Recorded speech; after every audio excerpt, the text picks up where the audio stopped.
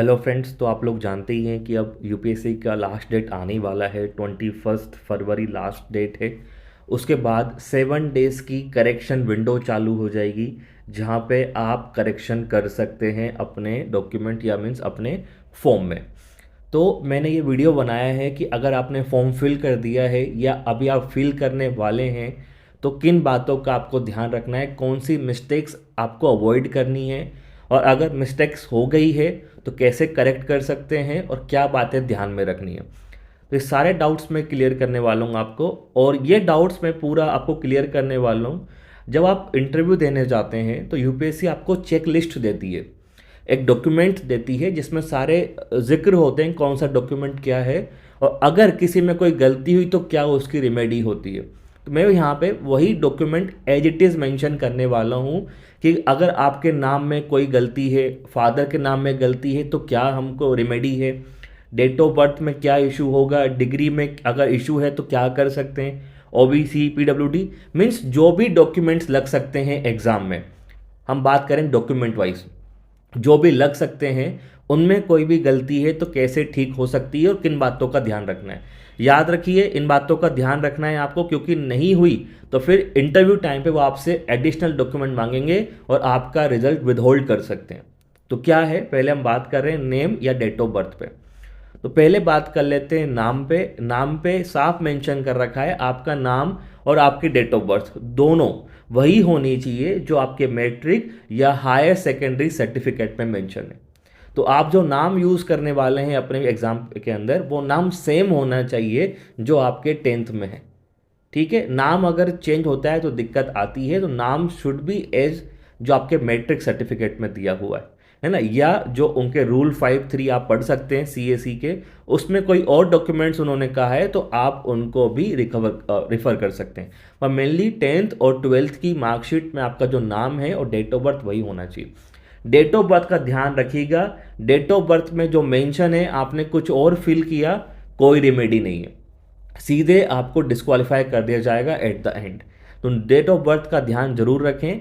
नाम में कुछ गलती होती है तो सुधार हो सकता है, कैसे, मैं वही बात कर रहा हूँ। अगर नाम में डिस्क्रिपेंसी, क्योंकि मुझे बहुत मैसेज आए हैं, आप मेरे वीडियो पे आपने देखा ही होगा, कई सारे कमेंट्स भी पड़े हुए हैं। तो अगर माइनर डिस्क्रिपेंसी लाइक छोटी मोटी गलती, कैसे, या तो कैंडिडेट के नाम में कोई दिक्कत है या उनके फादर के नाम में कोई दिक्कत आती है minor. For example spelling error हो जाता है, ये यूपीएससी ने एग्जाम्पल एजिटिस दिया है, लाइक मोहन की जगह मोहुन कर दिया, एक की जगह यू हो गया, या आर माथुर या रमेश माथुर नाम था तो उन्होंने आर माथुर लिख रखा है, या ऐसा कुछ भी, क्या है ये, इसको बोलते हैं माइनर डिस्क्रिपेंसी। अगर ये है आपके डॉक्यूमेंट्स में तो कोई दिक्कत वाली बात नहीं है। जब आप इसका रिमेडी क्या है, जब आप इंटरव्यू देने जाएंगे, जब आपका पीटी बोर्ड होगा वहाँ पे, तो आपको वहाँ पे एक एडिशनल एक एफिडेविट जारी करना होगा, और उसमें ये मेंशन करना होता है कि दोनों व्यक्ति सेम है। बहुत सिंपल प्रोसेस होती है। आप कोई भी जाएंगे लॉयर के पास तो आपको साइन करके दे देगा, तो आपके पास एफिडेविट बना के आप जमा कर देंगे तो कोई इशू नहीं आता, अगर माइनर है तो। नाउ अगर कोई दूसरा नाम में दिक्कत रहा, जिसको हम बोलते हैं मेजर डिस्क्रिपेंसी। मेजर में क्या हुआ, कोई नाम का पार्ट ऐड हो गया या डिलीट हो गया। फॉर एग्जाम्पल आपका 10th में लिखा है राम कुमार शर्मा, या इसका बात करें लाइक राम कुमार लिखा है, और आप यूज़ कर रहे हो राम कुमार सिंह, तो नाम में कुछ ऐड हो गया या डिलीट हो गया, लाइक अमित सिंह राणा, अमित सिंह, तो नाम में अगर एडिशन या डिलीट कुछ हुआ है तो फिर आपको गेजेट नोटिफिकेशन प्रोड्यूस करना पड़ेगा इंटरव्यू के समय। थोड़ा सा लेंथी प्रोसेस है, आपको नाम ठीक कराना होगा एफिडेविट के थ्रू, उसको अखबार में निकलवाना होगा और स्टेट गेजेट में निकलवाना पड़ेगा। लंबी प्रोसेस होती है, आपको उस करने के बाद आपको जाके ये सही माना जाएगा। तो ध्यान रखिएगा, जो भी नाम लिखा है प्लीज़ वही यूज़ करें। इसके बाद हम बात करते हैं, एक स्पेशल मेंशन किया है स्टेट ऑफ महाराष्ट्र के जो कैंडिडेट्स हैं उनके लिए, क्योंकि महाराष्ट्र में क्या होता है, सब उनके नाम के साथ फादर का नाम और मदर का नाम जुड़ा हुआ होता है उनके साथ। जनरली महाराष्ट्र के केस में ऐसा हुआ है, तो यूपीएससी ने साफ साफ मेंशन कर रखा है महाराष्ट्र वाले केस में क्या होगा।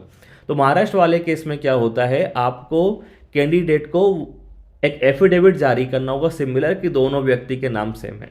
Okay, simple. तो ये भी बातें ध्यान रखने वाली बात है जो आपको ध्यान रखना है। और मैंने फिर से कहा, मैं ये सारे डॉक्यूमेंट जो आपको बता रहा हूँ, ये सिर्फ मैं बता रहा हूँ जो एज इट इज मेंशन किया होता है, सही है ना। इस प्रकार का पूरा गैजेट जारी किया होता है, ये सब एक दिया जाता है सिविल सर्विस इंटरव्यू के समय। तो मैं उसी को खोल के मैंने पॉइंट्स सिंप्लीफाई किए हैं, तो बस मैं बता रहा हूँ आपको, ठीक है ना। हम लोग बात करते हैं एजुकेशनल क्वालिफिकेशन। एजुकेशन क्वालिफिकेशन में क्या ध्यान रखना है, जब आप इंटरव्यू देने जाएंगे तो आपको ओरिजिनल डिग्री आपको चाहिए, है ना, क्वालिफिकेशन के फॉर्म में। अगर इशू नहीं हुई है अभी तक यूनिवर्सिटी से, या आपके पास अभी फ़िलहाल अवेलेबल नहीं है, तो फिर आपको प्रोविज़नल सर्टिफिकेट या प्रोविज़नल डिग्री शो करनी होगी और सारे सेमेस्टर की मार्कशीट शो करनी होगी during the time of interview, ठीक है। तो ये ऑप्शन है। तीसरी बात, गौर करने वाली बात है जो आपको भूलनी नहीं है, वो ये है आपका एजुकेशन क्वालिफिकेशन, मीन्स आपकी डिग्री, आपका एजुकेशनल ग्रेजुएशन, डाफ पहले जो आता है, डाफ फर्स्ट, जो मेंस में डाफ फर्स्ट होगा, उसके एंडिंग डेट से पहले का होना चाहिए। क्योंकि कुछ लोग अभी फाइनल ईयर में होंगे, लास्ट सेमेस्टर चल रहा होगा, तो मेक श्योर कि आपकी डिग्री या आपका फाइनल जो भी कंप्लीशन है आपका ग्रेजुएशन का, वो डाफ जो फर्स्ट है उसके पहले का हो जाना चाहिए।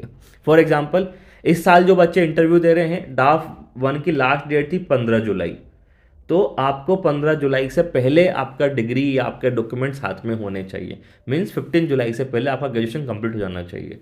ये बातें ध्यान में रखनी है। इसके बाद अगर आपके पास MBBS डिग्री है तो आपको वो तो शो करनी है, और साथ में आपको इंटर्नशिप कंप्लीट हुई है ये भी शो करना है। बिना इंटर्नशिप कंप्लीशन के वो मानते नहीं हैं। अगर आपने कहीं फॉरेन से डिग्री ली है तो फिर आपको उसका एक इक्विवेलेंट सर्टिफिकेट जो इंडियन यूनिवर्सिटीज़ या आपका जो भी एग्जामिनेशन का बोर्ड है, लाइक आपका जो भी हो सकता है, उनसे आपको वो लेना पड़ेगा कि ओके। तो फॉरेन वालों के लिए इक्विवेलेंट सर्टिफिकेट लगता है जो लोकल इशू होता है, लोकल आपके एग्जामिनेशन बोर्ड से, तो वो आपको प्रोड्यूस करना पड़ता है ड्यूरिंग द इंटरव्यू। इसके बाद मोस्ट इंपॉर्टेंट, यहाँ मैं सारी बात कर रहा हूँ, चाहे आप OBC कास्ट के हों या आप SC के हों या ST के हों या EWS के हो, किन बातों का ध्यान रखना है। मोस्टली बातें मैंने कवर कर रखी है, अपने ऑलरेडी एक वीडियो बनाया हुआ है उसमें। पहली बात, आपका नाम और आपके फादर का नाम स्ट्रिक्टली वही होना चाहिए जो किस में है, मेट्रिकुलेशन में, या जो सर्टिफिकेट आपने प्रोड्यूस किया है आपके नाम को लेके, मीन्स 10, 12 या डिग्री वाला कुछ भी सेम होना चाहिए। अगर कोई माइनर डिस्क्रिपेंसी है तो सेम प्रोसीजर जो बताया किस मैंने आपको, जो मैंने पहले बताया कि एफिडेविट जारी होगा। इस केस में माइनर चल जाता है, मेजर अलाउ नहीं होता। तो मेक श्योर कि आपका जो सर्टिफिकेट है उसमें मेजर इशू नहीं होना चाहिए, माइनर चल जाएगा। इसके अलावा आपका जो कास्ट है या आपकी जो ट्राइब है वो सेंट्रल लिस्ट में होनी चाहिए, जहाँ पे आप स्टेट में, लाइक अगर आप MP की स्टेट लिस्ट तो अपनी अलग होती है, जो सेंट्रल लिस्ट है उसमें भी आपका नाम मेंशन होना चाहिए, ये कंपलसरी होना चाहिए। अगर सेंट्रल लिस्ट में नाम नहीं है तो फिर दिक्कत आएगी आपको जाके जाके। इसके बाद अगर आप अप्रोप्रिएट रेजोल्यूशन मेंशन होना चाहिए SC ST OBC, जो गवर्नमेंट ऑफ इंडिया का रेजोल्यूशन है, इट मीन्स सेंट्रल फॉर्मेट में होना चाहिए।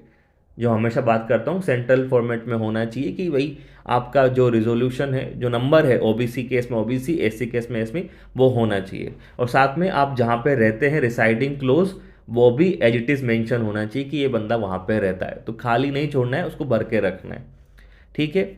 इन केस आपने सर्टिफिकेट इशू कराया है कि आप कहीं और रहते हैं या आपके फादर कहीं और चले गए, लाइक उनका जनरली ट्रांसफ़र होता है, माइग्रेट कर जाते हैं, तो डॉक्यूमेंट कहीं और से प्रोड्यूस कराया है, तो फिर आपको उसमें रिलीवेंट माइग्रेशन क्लोज भी मेंशन करना होगा, ठीक है।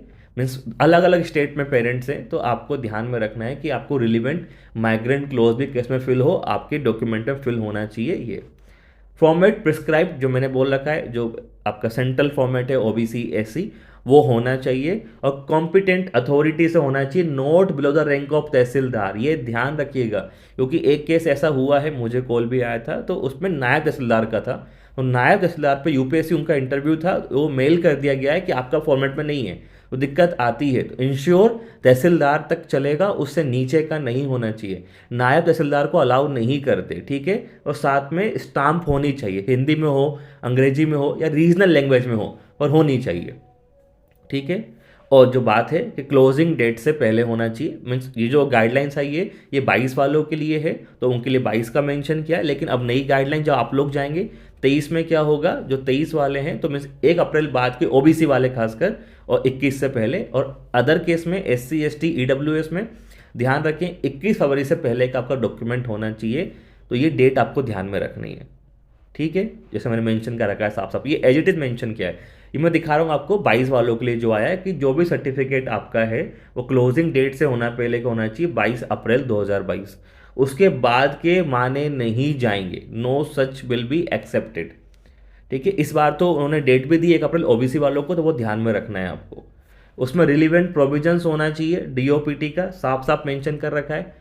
क्रीमिलेयर सब मेंशन होना चाहिए कि क्रीमिलेयर में नहीं आते हैं। तो रिजोल्यूशन मैटर करता है, तो ये आपको ध्यान रखना है। अगर आप ईडब्ल्यूएस के हैं, आप इनकम एसेट सर्टिफिकेट लगा रहे हैं, तो फॉर्मेट जो डीओपीटी ने दे रखा है उसी फॉर्मेट में होना चाहिए कंपलसरी। और फाइनेंशियल इसमें 20-21 है, आपके में 21-22 का होगा। आपको 21-22 का प्रोड्यूस करना है जो भी है, ठीक है।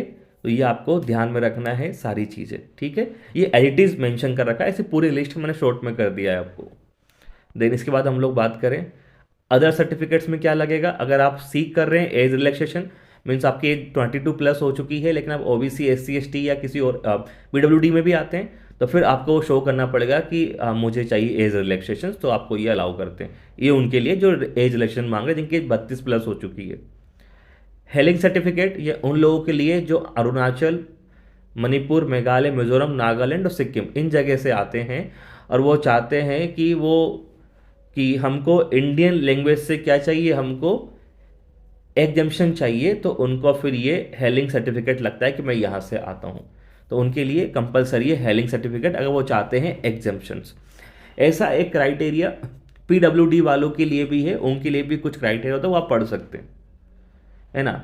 अगर जो डिसेबल्ड कैंडिडेट्स हैं पीडब्ल्यूडी, उनके लिए साफ मेंशन है आपका नाम, आपके डेट ऑफ बर्थ और आपके फादर का नाम सिंपल वही मैट्रिक वाले के अकॉर्डिंग होना चाहिए। 40% डिसेबिलिटी है, साफ इंडिकेट होना चाहिए सर्टिफिकेट के अंदर। और कॉम्पिटेंट अथॉरिटी का साइन होना चाहिए जो एक्चुअली मेडिकल बोर्ड होगा, साथ में उनका सील, उनका नाम, डिजाइनेशन। मेडिकल बोर्ड का सील, साइन, डिजाइनेशन कंपलसरी आपको शो करना है आपके सर्टिफिकेट में। इसके बाद आपका फोटोग्राफ सर्टिफिकेट पर लगा होना चाहिए और वो अटेस्टेड होना चाहिए। ये बातें जरूर ध्यान रखें, जो भी अथॉरिटी आपका साइन कर रही है वो आपके फोटोग्राफ को क्या करे, उसको अटेस्ट करके दे ये। और अगर आप एग्ज़ाम में स्क्राइब यूज़ कर रहे हैं, मीन्स आपको कोई बंदा चाहिए जो आपका एग्ज़ाम लिखे, तो वो ध्यान रखें आप एक ओरिजिनल सर्टिफिकेट लेके आए जो आपका जो फॉर्मेट मेंशन है पीडब्ल्यूडी एक्ट के अंदर, वो आप लेके लाएं कि उसमें बताएं कि आप जो है कि आपको लिमिटेशन है, आप लिख नहीं सकते और आपको स्क्राइब की नीड होगी, तो you need to produce an original certificate. तो ये स्क्राइब वाले बंदों को ध्यान में रखना है। तो ये सारी बातें हैं जो एज इट इज ध्यान में रखनी। तो अगर आप फॉर्म भर रहे हैं तो इन बातों का भी ध्यान रख लें, भर दिया है तो प्लीज़ करेक्ट कर लें। और जो लोग इस साल इंटरव्यू दे रहे हैं, मेक श्योर ये चीज़ आपके पास हो और रेमेडीज में आपके पास ये चीज़ अवेलेबल हो। और कोई भी डाउट आता है तो आप मुझे पर्सनल टेलीग्राम पे मैसेज कर सकते हैं और अपनी तैयारी के लिए UPSC by Amit sir join कर सकते हैं। और प्लीज़ वीडियो को लाइक करें, शेयर करें, सब्सक्राइब करें। Thank you.